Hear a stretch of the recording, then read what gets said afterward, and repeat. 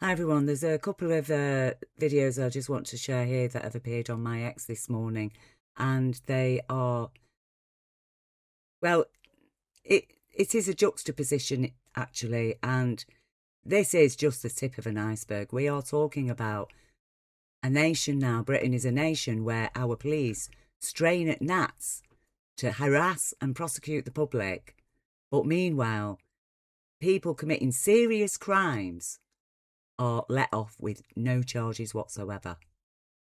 Okay, so this is a lady here. I'm just going to show you the video. So tell me why you're taking me to court.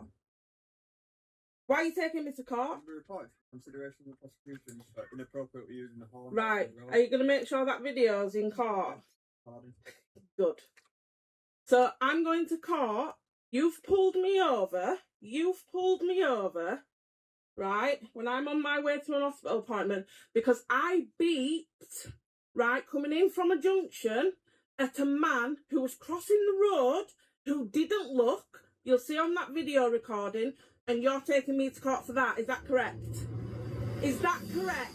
Is it correct? It is a question that I want you to answer. Is that correct? You're taking me to court because I came in from a junction and a male was crossing the road, right? Didn't look, and it'll be on your video, and I beeped, and you've pulled me over and you're taking me to court. Is that correct? Yeah. Thank you. With my licence. Why won't you give me my licence back? Why won't you give me? What are you cautioning me for? Which may later rely in court. Anything you do say for what? Evidence. Do you have any reply to that caution? For what? Because you're being reported for the consideration of the prosecution of inappropriate use of horn. Give me my licence. Do you have any reply? Give me my licence back. I've got an appointment to go to. So give me it back. Right. And then go. Thank you. Go and fill in your paperwork. Okay, so she used a horn for exactly the purpose that a horn is in a car for in the first place. And yet she's harassed and stopped and threatened with court action by the police. She's on her way to a hospital appointment, so she's obviously got a health condition. You can hear her voice. She's out of breath. She's stressed, distressed. For what? For no reason whatsoever, really. And then we have this lady here. Last summer, a car crashed into our house, this one, and the driver was driving a stolen car, uninsured. The police estimate he was doing 70 miles an hour in a 30 miles per hour on a 30 miles per hour road. I have got videos of all of it on my TikTok account if you want to go and have a look at the damage. We've had an email today off GMP saying that no further action will be taken against the driver, and he isn't being charged with anything. We were out of our home for 6 months. The damage he caused was significant, and there is no charges whatsoever. Make it make sense. And so there you go. Okay, the damages to her home were so bad that the foundation was destabilised and their home was deemed unsafe. They had to go and live in a hotel for 6 months with a 7-year-old child.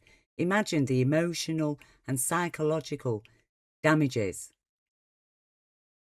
of having to go through all of that and no charges whatsoever.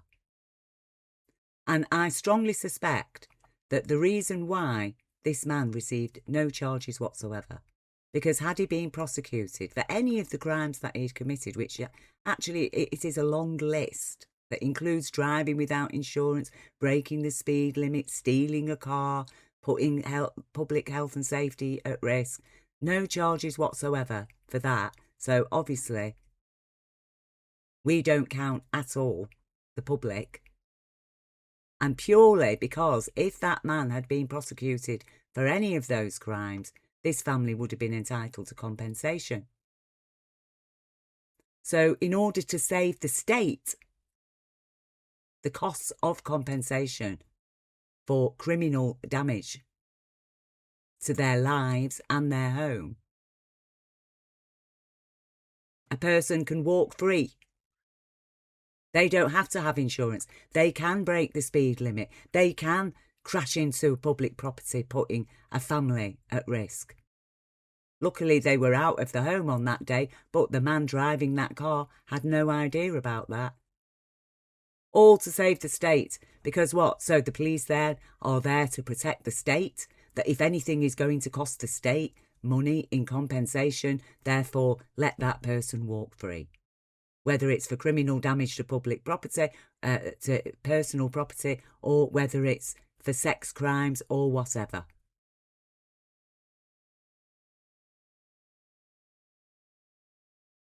That is Luciferian law, okay? It's the law of might equals right against the law of right equals might.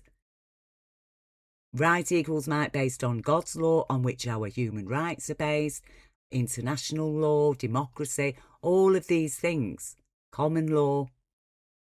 That's right equals might, being replaced by Luciferian law of might equals right. The state comes first.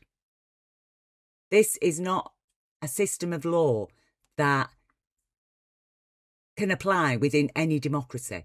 You know, Luciferian law is of might equals right, is rapists' law. Make no mistake about that. That's why we have laws. To defend the innocent, the law-abiding people from criminals. But apparently it doesn't apply. Apparently this was a civil matter. It was a civil matter.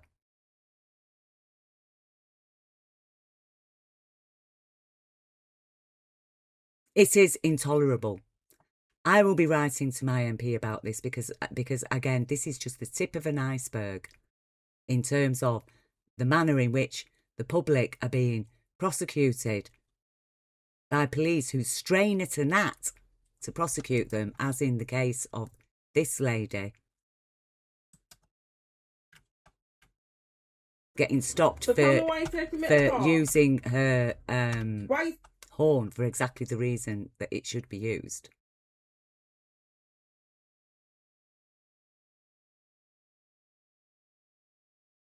It is intolerable. We're all at risk. We're talking about a police state. We're talking about people, the public, basically at risk of the terrorist actions of criminals. When someone smashes their car into your family home, that amounts to an act of terrorism.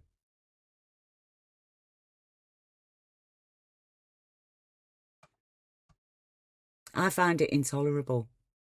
I do.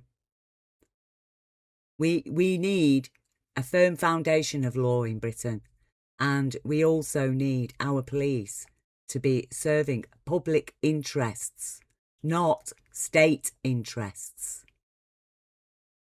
The state is employed and paid for by the public to provide a police force to keep law and order and to protect the public. We do not have law and order and a police force to protect the state from paying out compensation to people suffering crimes by criminals. And imagine if this lady, you know, they had no insurance. We're living in austerity. Lots of people don't have insurance. What would have been the result of that? They'd have lost their whole home. There are serious consequences when criminals are allowed to walk away with their crimes. No prosecution whatsoever. And people committing no crime at all beyond using a car horn for exactly the purpose of why a car horn is in the car in the first place are being threatened with court action. That is outrageous, it's intolerable, and we do need to act. And I do urge people to please watch the other video I've uploaded on my channel today about the security of Britain's elections. Because We are in very dangerous times, and what's coming around the corner with the next election, you know, expect stuff like this, the juxtaposition I've just shared today, to get even worse than it already is. Okay, so, you know, thank you for listening. My heart goes out to the lady here, her family, and to the other lady who was stopped on her way to a hospital appointment. You know, she's obviously, you can tell from her voice that she's getting out of breath. She's very distressed. She's on her way to a hospital appointment, so she's obviously already got a health condition, and put through the distress of that to go to a hospital appointment for no reason whatsoever. And I hope that both these families, both that lady and that other lady I've shown whose house was damaged, I hope that they both receive a police apology and that the driver of that car is prosecuted for the crimes that they have committed.